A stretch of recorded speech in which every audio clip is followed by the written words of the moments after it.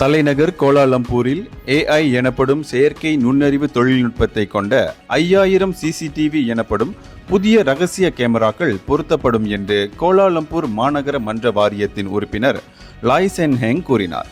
தலைநகர் கோலாலம்பூரை உலக தரமிக்க விவேக தலைநகராக மாற்றுவதற்கு எடுக்கப்பட்டிருக்கும் நடவடிக்கை இதுவாகும்.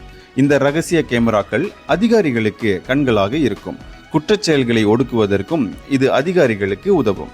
அதோடு மாநகர வாசிகளுக்கு இது ஆக்கப்பூர்வமான நன்மையை அளிக்கும் என்றும் அவர் சொன்னார். இந்த ரகசிய கேமராவில் AI தொழில்நுட்பம் இருப்பதால் அதில் வாகனங்களையோ தனிநபர்களையோ கண்டுபிடித்து விட முடியும் என்று அவர் விளக்கமளித்தார். உயர் தொழில்நுட்பத்தை கொண்ட இந்த கேமராக்கள் பல்வேறு ஆற்றலை கொண்டவை.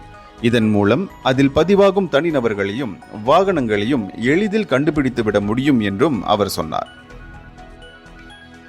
இந்தியர்களின் இதய குரல் மக்களோசை.